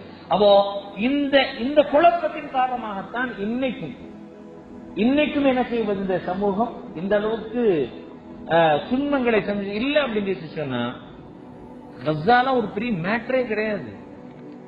56 நாடுகளுக்கு மத்தியில இந்த கஸாவினுடைய விஷயங்கள் அப்படின்னு ஒரு பெரிய இஷ்யூவே கிடையாது. அதாவது கூடு ஊதிரலாம். ஆனால் இந்த இஸ்லாமிய ஆட்சி, அதாவது இஸ்லாமிய பெயர் தாங்கியா இருக்கக்கூடிய ஆட்சியாளர்களுக்கு மத்தியில் எம்பிகள் நிறைய பேர் இருக்கிறாங்க. அதன் காரணமாக தான் இன்னைக்கும் அங்கே தொடர்ந்து நடந்து கொண்டிருக்கின்றது. அங்க நடக்கிறது, சூடான்ல நடக்கிறது, ஈரான்ல நடக்கிறது, ஈராக்கில் நடக்கிறது, இப்படி இஸ்லாமிய நிலை ஷாமில் நடக்கக்கூடியது, இது எல்லாம் இருக்கக்கூடிய பக்கத்து நாட்டில் நடக்கக்கூடியது எல்லாமே இங்க வெளியிலிருந்து யாரும் கிடையாது. அவர்களுக்குள்ளே தங்களுக்கு மத்தியில் இருக்கக்கூடிய சண்டை சச்சரவுகள் தான் இன்னைக்கும் நடந்து கொண்டேதான் இருக்கு. எல்லாம் எதற்காக வேண்டி? குர்ஆன் ரொம்ப அழகா பேசுது, உலகத்தினுடைய ஆதாயம் தான், வேற ஒண்ணுமே கிடையாது. உலகத்தினுடைய ஆதாயத்திற்காண்டிதான் இதெல்லாம் நடந்து கொண்டே இருக்கின்றது. அல்லாஹ் தஆலா இன்னொரு இடத்துல கூட ரொம்ப தெளிவான முறையில் சொல்வான், வலா யஸாலூன முக்தலிஃபீன இல்லா மர் ரஹ்மர், அவர்கள் தங்களுக்கு மத்தியில கருத்து வேற்றுமையில இருந்து கொண்டே இருப்பார்கள். அவ இதுக்கு என்ன செய்யணும்? இதுக்கு அல்லாஹ்வுடைய பார்வை யார் மீது இருக்கின்றது அது வேற. அல்லாஹ்வுடைய பார்வை இருந்தால் தங்களுக்கு மத்தியில கருத்து வேற்றுமை. பாருங்க, ஒரு மஹல்லாவுல ஒற்றுமையா இருக்கிறாங்க, ஒரு ஊர்ல விடுங்க, ஒரு மஹல்லாவுல ஒற்றுமையா இருக்கிறாங்களா? இல்ல, எவ்வளவு பிரச்சனைகள். எவ்வளவு பிரச்சனைகள். ஒரு ஜனாதா தொழுகையை அந்த மையத்துக்கு உரியவர் தொழுகை வைக்கிறதுக்கான நிர்வாகம் விடல அப்படிங்கிறதுக்காக வேண்டி ஊருக்கு உள்ள மிகப்பெரிய சண்டை போட்டதெல்லாம் நமக்கு இருக்குதா இல்லை? எத்தனையோ மஸ்ஜிதுகள் போலீஸ் ஸ்டேஷன் வரைக்கும் போய் போலீஸ்காரங்க உட்கார்ந்து தீர்ப்பு கொடுத்தது இருக்குதா இல்லையா? எல்லாம் பாதுகாக்கும். இது அதற்காக வேண்டி ஹதீஸ்ல சொல்லப்படுத்த ஆனால் அப்படித்தான் இருக்கு அப்படிங்கறதுக்காக வேண்டி அல்ல, மாறாக இவைகள் நீங்கி வர வேண்டும். விட்டு கொடுக்கக்கூடிய மனப்பான்மை சஹாபாக்களுக்கு மத்தியில இருந்துச்சு. கருத்து வேற்றுமைகள் கியாமத் நாள் வரைக்கும் இருக்கத்தான் செய்யும். ஆனா சண்டைகளாக மாறக்கூடாது. கருத்து வேற்றுமை என்பது இருக்கும். இந்த ஹதீஸ் அடிப்படையில இப்படி இருக்கும். இந்த ஹதீஸ பாசிட்டிவா நம்ம எப்படி யோசிப்போம்? கருத்து வேற்றுமைகள் இருக்கும், ஆனால் அவைகள் சண்டைகளாக மாறிவிடக்கூடாது.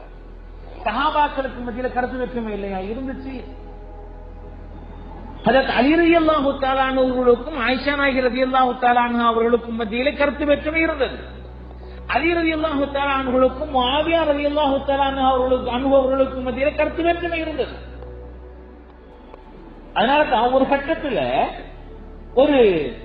ஒரு கிறிஸ்தவ அரசவன் ஹஜ்ரத் முஆவியா ரலியல்லாஹு தஆலா அவர்களுக்கு ஒரு கடிதம் எழுதுகிறார். ஹஜ்ரத் அலி ரலியல்லாஹு தஆலா அவர்களுக்கும் ஹஜ்ரத் முஆவியா ரலியல்லாஹு தஆலா அவர்களுக்கும் மத்தியில கருத்து வேற்றுமை இருக்கின்றது என்பதை தெரிந்து முஆவியா ரலியல்லாஹு தஆலா அவர்களுக்கு ஒரு கடிதம் எழுதினார். முஆவியா, நீ என் பக்கம் வந்துரு, வந்துட்டு அப்படின்னு சொன்னா நான் என்னுடைய நாட்டுல பாதி சாம்ராஜ்யத்தை உனக்கு கொடுத்துறேன் அப்படின்னு ஹஜ்ரத் முஆவியா ரலியல்லாஹு தஆலா எழுதுனாங்க. டேய், உன்னை பத்தி எனக்கு தெரியாதா? அலி ரலியல்லாஹு தஆலா அவர்கள் மீது உன்னுடைய தவறான பார்வை படுமையானால் பதில் எழுதினாங்க. அலி ரலியல்லாஹு தஆலா மீது உன்னுடைய பார்வை தவறாக படுமையானால் அலி ரலியல்லாஹு தஆலா அவர்களுடைய படையிலே சேர்ந்து உன்னை எதிர்ப்பதற்கான வரக்கூடிய முதல் நபர் இந்த முஆவியாவாக இருப்பார். கருத்து வேற்றுமைகள் இருக்கும், ஆனால் அதே கருத்து வேற்றுமைகள் உள்ளங்கள் பிளவுபட்டு விடக்கூடாது. இமாம்களுக்கு மத்தியிலே கருத்து வேற்றுமைகள் இருந்தது, ஆனால் இமாம்களுடைய உள்ளங்கள் பிளவுபடவில்லை. ஆனால் அதே இமாம்களை வச்சு இன்னைக்கு நாம பிளவுபட்டு இருக்கிறோம். எந்த இமாமும் கருத்து வேற்றுமை. இமாம் ஷாஃபி ரஹ்மத்துல்லாஹி அந்த சட்டத்திற்கும் அபூ ஹனீஃபா ரஹ்மத்துல்லாஹி சட்டத்திற்கும் மத்தியிலே கருத்து வேற்றுமைகள் இருந்துச்சு. ஆனா எந்த இமாமாவது போலீஸ் ஸ்டேஷன்ல போய் நின்றாங்களா? இல்ல. அவர்களுக்கு மத்திய கருத்து வேற்றுமை அது இருந்தது. அது இந்த சமூகத்திற்கு ரஹ்மத்தாக ஆனது. நபி ஸல்லல்லாஹு அலைஹி வஸல்லம் உடைய ஹதீஸ்கள் அனைத்தும் பின்பற்றப்படுவதற்கு இமாம்களுடைய கருத்து வேற்றுமைகள் காரணமாக இருந்தது. நான் உதாரணமாக ஆரம்பத்தில் சொன்னேன், திருப்பி ஞாபகப்படுத்தின ஒரு ஹதீஸ். உதாரணமாக நம்ம லேட்டா தாமதமாக வருவீங்களே, தாமதமாக ஒரு ரக்காயத்தோ அல்லது 2 ரக்காயத்தோ நம்ம என்ன செய்யறோம்? என்சி தொழுவோம். இப்ப பாருங்க, இப்ப என்ன எப்படி தொழுகணும் அப்படின்னா, இமாம் அபூ ஹனீஃபா ரஹ்மத்துல்லாஹி அலைஹி அவங்களுடைய சட்டத்தின்படி தாமதமாக 1 ரக்காயத்தோ அல்லது 2 ரக்காயத்தோ தாமதமாக வரக்கூடியவர் எழுந்து தொழுகக்கூடிய நேரத்தில் அவருடைய முதல் ரக்காயத்து விடுபட்டதாக நினைச்சு அதுல சனா ஓதணும், அவுதுபி ஓதணும், பிஸ்மில்லா ஓதணும், சூரத்துல் ஃபாத்திஹா ஓதணும், துணை சூரா ஓதணும். இது அபூ ஹனீஃபா ரஹ்மத்துல்லாஹி. இமாம் ஷாஃபி ரஹ்மத்துல்லாஹி அலைஹியுடைய மஸ்அலக் அவங்களுடைய மசாயில் என்னதுன்னா, உனக்கு நீ எந்த ரக்காத்துல சேர்ந்தியோ அதுதான் முதல் ரக்காத்து, விடுபட்டது உனக்கு என்ன நீ 2, 3 ரக்காத்து 4 விடுபட்டது அதுக்கு கடைசி ரக்காத்தா நீ செஞ்சுக்கோ. எனவே நீ வஜ்ஜஹத் ஓத தேவையில்லை, மத்த என்ன இருக்கு அந்த வஜ்ஜஹத்லாம் ஓத தேவையில்லை அப்படிங்கிறாங்க. சரி, இந்த கருத்து வேற்றுமையின் மூலமாக என்ன கிடைக்குது அப்படின்னா, இப்ப உதாரணமாக ஒரு சின்ன கற்பனை வச்சுக்கிறோம். என்ன அப்படின்னா, இமாம் அபூ ஹனீஃபா ரஹ்மத்துல்லாஹி சொல்லக்கூடிய அந்த சட்டம் இருக்கா இல்லையா, அதாவது உனக்கு விடுபட்டது முதல் ரக்காத்து, எனவே நீ முதல் ரக்காத்து தான் தொழுகணும் சொல்லி உலகம் முழுவதும் உள்ள எல்லா எதுவுமே இல்லாம வெறும் இந்த இது மட்டும் படிச்சுனா இன்னொரு ஹதீஸ் அந்த ஹதீஸ் விட்டு போகும். இப்ப இந்த 2 இமாம்களும் எதனால சொல்றாங்க அப்படின்னா, இமாம் அபூ ஹனீஃபா ரஹ்மத்துல்லாஹி அலைஹி ஒரு ஹதீஸ்ல ஹதீஸ் என்று ரசூலுல்லாஹி ஸல்லல்லாஹு அலைஹி வஸல்லம் இந்த மாதிரி கேட்கக்கூடிய நேரத்துல இந்த விடுபட்டா என்ன செய்யுது, அபூ ஹனீஃபா ரஹ்மத்துல்லாஹி ஒரு ஹதீஸ் என்ன சொல்றாங்க, ஃபக்து கலா செய்து கொள்ளுங்கள் அப்படிங்கிறாங்க. இன்னொரு ஹதீஸ் இருக்குது, ஃபஅத்திம்மு பரிபூர்ணமாக ஆக்கிக் கொள்ளுங்கள் அப்படிங்கிறாங்க. 2 ஹதீஸும் இருக்கு. இப்போ கலா என்று சொன்னால் என்ன, ஏற்கனவே எது விடுபட்டு விட்டதோ அதைத்தான் கலா செய்ய முடியும். ஆமாவா இல்லையா? ஏற்கனவே எது விடுபட்டதோ அதைத்தான் கலா செய்ய முடியும். எனவே இந்த கலா செய்து கொள்ளுங்கள் என்ற இந்த ஹதீஸை இமாம் அபூ ஹனீஃபா ரஹ்மத்துல்லாஹி எடுத்துக்கிறார். பரிபூர்ணமாக ஆக்கிக்கணும். பரிபூர்ணமாக ஆல்ரெடி இங்க இருக்குது, இதுக்கு மேல ஃபில் பண்றது. பரிபூர்ண பார்த்தோம்னா ஃபில் பண்ணுங்க. அப்ப இந்த ஹதீஸை இமாம் ஷாஃபி ரஹ்மத்துல்லாஹி சொல்றாங்க. அப்ப இந்த இரண்டு ஹதீஸும் ரெண்டு இமாம்கள் அல்லாஹ் கொடுத்ததின் காரணமாக இந்த ரெண்டு நபியினுடைய இரண்டு ஹதீஸின்படி இன்னைக்கு உலகம் முழுவதும் அமல் நடந்து கொண்டிருக்கிறது. இப்படி ஓராயிரம் விஷயம். சரி, இமாம்களுக்கு மத்தியில் இருக்கக்கூடிய அந்த கருத்து வேற்றுமைகள் ஒவ்வொரு விஷயத்திலும் இருந்து சில மசால்கள் தான் இருந்து, எல்லா மசால்களும் இல்லை.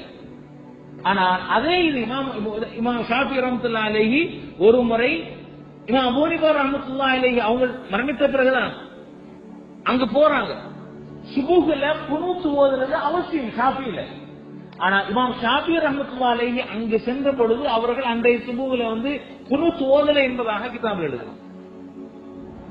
இதுதான் அதே மாதிரி எத்தனை சட்டங்கள். இப்போ ஜம்மு செய்யறமா இல்ல, அதாவது ஒரு தொழுகை இரண்டு தொழுகை ஒரே நேரத்தில் தொழுகிறது, அது ஹனாஃபிகள்ட்ட கிடையாது. ஆனா அதே நேரத்தில் ஷாஃபி ரஹ்மத்துல்லாஹி அலைஹி மஸ்லக்கு பின்பற்றிக்கலாம்.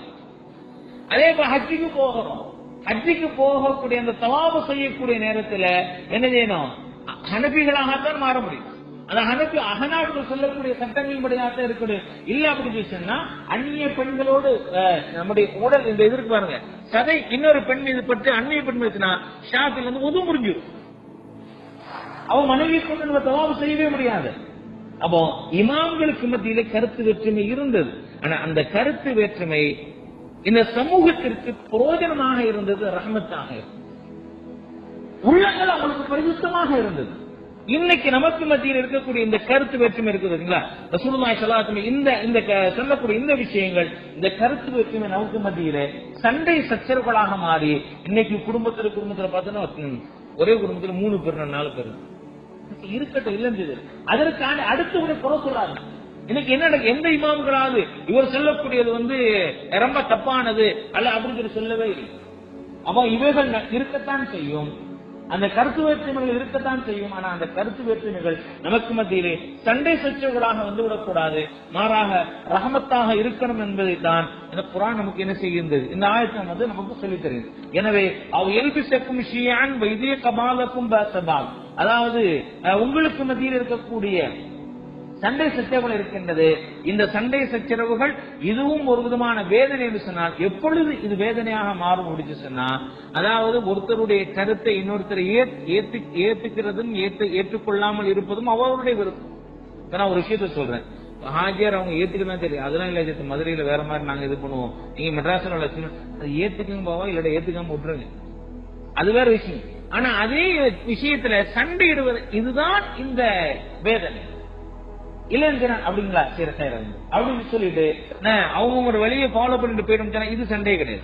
வேதனை இங்க மூணாவதாக நமக்கு மத்தியில் இருக்கக்கூடிய வேதனை என்பது இந்த கருத்து வேற்றுமைகள் சண்டைகளாக பிளவுகளாக இந்த சமூகத்தை பலவீனப்படுத்தக்கூடியதாக ஆகும் பொழுதுதான் அது வேதனையாக மாறுகின்றது என்பதை இந்த இடத்தை விளங்கிக்கணும். இல்லை அப்படின்னு சொன்னா சண்டை போடுகிட்டு அதான் ரசூலா சொல்றாங்கல்ல, இங்க நிறைய பேர் அப்படிதான் அத ரசூலா சொன்னாங்களா 73 கிளைகளாக வரும், அது இது வரல, தயவு செஞ்சு ஹதீஸ் அப்படி நினைக்காதீங்க, அப்படி ஆகிறாதுன்னு சொல்றாங்க. உங்களுக்கு மத்தியிலே அன்போடும் பாசத்தோடும் நீங்கள் இருங்கள் என்பதை தான் இந்த இது விஷயங்கள் நமக்கு சொல்லித் தருகின்றது. கடைசி அல்லாஹ் தஆலா உன்துர் கைஃப நஸ்ரிஃபுல் ஆயாத்தி லஅல்லஹும் யஃபகூன், இவைகள் எல்லாம் விளங்கக்கூடியவர்களுக்கு என்ன செய்யும், இது வழங்கும் அப்படிங்கறது அல்லாஹ் தஆலா சொல்லிட்டு அடுத்தபடியாக வக்கதபிஹி கௌமுக வல் ஹக் குல் லஸ்து அலைக்கும் பக்கி, நபியே உண்மை என்று தெரிந்தும் உங்களுடைய சமூகம் உங்களை புறக்கணிக்கின்றார். உண்மை என்று தெரிந்தும் நீங்க உண்மை அப்படித்தானே, உண்மை சொல்லி தெரியுது, இஸ்லாம் தான் உண்மை என்று தெரியுது, ஆனா இஸ்லாத்துக்கு விரோதமான முறையில் எத்தனையோ செயல்கள் நடந்து கொண்டுதான் இருக்கு, தெரியாம இருக்கு தெரியுது. ஏன் அப்படின்னு அது உலகத்தினுடைய ஆதாயங்களுக்காண்டி எல்லாம் செய்யப்படுது. அப்ப அல்லாஹ் தஆலா சொல்றான் குல் லஸ்து அலைக்கும் பக்கீல், அவங்க ஏத்துக்கல அப்படின்னு சொன்னா நீங்க அவங்களுக்கு பொறுப்புதாரியாக கிடையாது, பொறுப்புதாரியா அவங்க வெளுக்கு டைமா கொண்டு சேர்க்கணும் அப்படிங்கிற அவசியம் இல்லை என்பதையும் அல்லாஹ் தஆலா சொல்லிட்டு சொல்றான். சரி, அப்படி இஸ்லாத்தை புறக்கணித்து அல்லது உண்மையை புறக்கணித்து எவ்வளவு நாள் தான் இந்த உலகத்தில் வாழ்ந்துட முடியும்? எவ்வளவு நாள் தான் வாழ்ந்தோம்? என்னைக்காவது வர மௌத்தா போகணும்ல, என்னைக்காவது வர மௌத்தா போகணும். மண்ணடிக்கு 6 அடிக்கு கீழே போய்தான் ஆகணும். எல்லாம் இருக்குதான் சரி. அதான் லிக்குல்லி நபையின் முஸ்தகர்ருன் வஸௌஃப தஅலமூன். ஒவ்வொருவருக்கும் ஒரு ஒதுங்குமிடம் இருக்குது, வெகு விரைவில் அவர்கள் அதை தெரிந்து கொள்வார்கள் என்று அல்லாஹ் நமக்கு அழகான முறை சொல்லி காட்டுறான். எனவே அல்லாஹ்விலே நாம சரியாக ஆகும் பொழுது நம்முடைய சுற்றி இருக்குபவர்கள் சரியாக ஆகும். அதனால ஃபைனலா ஒரே ஒரு விஷயம், நம்முடைய குடும்பத்துல நாம சந்தோஷம், குடும்பம் மகிழ்ச்சியாக இருக்கணுமா அப்படின்னு சொன்னா, குடும்பத்தில் இருக்கக்கூடிய ஒவ்வொருத்தவங்களும் அல்லாஹ் ரசூலுக்கு கட்டுப்பட்டு நடக்கும். நான் நல்லா இருக்கிறேன், ஆனா எங்க குடும்பத்தில் உள்ளவங்க ஒருத்தவங்க சரியில்லை. அதாவது என்னோட குடும்பம் என்ன அர்த்தம்னா, என்னுடைய அதாவது நான் செலவு செய்வது யாருக்கெல்லாம் கடமையோ அப்படிப்பட்டவர்கள். உதாரணமாக நான் செலவு செய்வது யாருக்கு கடமைன்னா, என்னுடைய சம்பாத்தியம் என்னுடைய மனைவிக்கு, என்னுடைய பிள்ளைகளுக்கு. என் பெற்றோர்கள் இருந்தாங்கன்னு அவங்கள பார்க்கிறது என்னுடைய கடமை. இவர்கள் சரியாக இருக்க, என்னுடைய சொந்த பந்தங்கள்லாம் வந்து சரியாக இல்லை அவர்களுக்கு சொல்வது என் மீது கடமை, சொல்லணும். ஆனால் என்னுடைய குடும்பத்தாக, அதாவது என்னுடைய மனைவியோ என்னுடைய பிள்ளையோ சரியாக இல்லை என்று சொன்னால், எந்த அளவுக்கு வலியுறுத்தி சொல்ல வேண்டுமோ சில விஷயங்களை நிர்பந்தப்படுத்தி சொல்லணும், அந்த மாதிரி அங்க சொல்ல முடியுமா அப்படின்னா முடியாது, அது தேவையில்லை. அப்போ நான் என்னுடைய மனைவி, என்னுடைய மக்கள், என்னுடைய பிள்ளைகள், என்னுடைய பெற்றோர்கள் கூட இருப்பாங்கன்னா நாங்க சந்தோஷமா இருந்தனா நானும் அல்லாஹ்வுக்கு பிடித்தவனாக இருக்க வேண்டும், என்னுடைய மனைவியும் அல்லாஹ் ரசூலுடைய சொல்லுக்கு கட்டுப்பட்டு நடக்கணும், என்னுடைய பிள்ளைகளும் அல்லாஹ் ரசூலுடைய வார்த்தைகளுக்கு கட்டுப்பட்டு நடக்கணும், என்னுடைய பெற்றோர்களும் நடக்கணும். அப்ப என்னுடைய செலவீனங்கள் யாராரு அவர்கள் சரியாது. இன்னைக்கு குடும்பத்தில் இருக்கக்கூடிய இப்ப இந்த ஆயத்தினுடைய விளக்கத்தை வச்சு இப்ப நீங்க நம்மள ஒவ்வொருவரும் நாம கேட்டுக்கொள்வோம், என்னுடைய குடும்பத்தில் இருக்கக்கூடிய மகிழ்ச்சிக்கு காரணம் அல்லது என்னுடைய குடும்பத்தில் இருக்கக்கூடிய மகிழ்ச்சி இன்மைக்கு காரணம் யார் அப்படின்னா, நான் ஒரு பொறுப்பு, என்னுடைய குடும்பத்தில் உள்ளவர்கள் அவர்களும் ஒரு பொறுப்பு. எனவே நான் அந்த குடும்பத்தில் உள்ளவங்களை சரி செய்வேன். சரி செய்யணும். இன்னைக்கு போய் நாளில் இருந்து நான் வரலன்னு அதுக்கப்புறம் நடக்கிறது வேற பார்த்து அப்படின்னா அதிரடியான சன்னஞ்சனமா கொஞ்சம் கொஞ்சமா அல்லாஹ்வை பற்றி, அல்லாஹ்வுடைய ரசூலை பற்றி, அல்லாஹ்வுடைய கட்டளை பற்றி நம்ம கொஞ்சம் கொஞ்சமா சொன்னோம். இன்ஷா அல்லாஹ் நிச்சயமாக இந்த உலகத்தில் வாழக்கூடிய நம்முடைய வீடே சொர்க்கத்தினுடைய முன்மாதிரியாகத்தான் இருக்கும் அப்படிங்கிறதுல மாற்றமான விஷயம் கிடையாது. இதைத்தான் அல்லாஹு தஆலா இந்த விஷயங்கள் ஓதப்பட்ட அந்த ஆயத்துக்களை நமக்கு அல்லாஹு தஆலா சொல்லி காட்டுறான். நாம சரியாகும், நம்முடைய ஆமால்களை சரியாக ஆக்குவோம். இன்ஷா அல்லாஹ் இந்த சமூகம் என்பது என்ன அப்படின்னா, நம்மள இங்க இருக்கக்கூடிய ஒவ்வொருவரும் தான் சமூகம். நீ நிறைய பேர் செஞ்சுட்டு எதோ அல்லாம இக்பால் கூட சொல்லுவார், எதோ செஞ்சுட்டு அவன் செஞ்சுட்டு சமூகம் சரியில்லை என்று சொல்லிட்டு போறான் அப்படின்னு அல்லாம இக்பால் சொல்லுவார். சமூகம் என்பது நான் சமூகத்துல நான் சரியாக இருக்கணும்ல அப்படின்னு தானே, நான் சரியாக இருக்கணும்.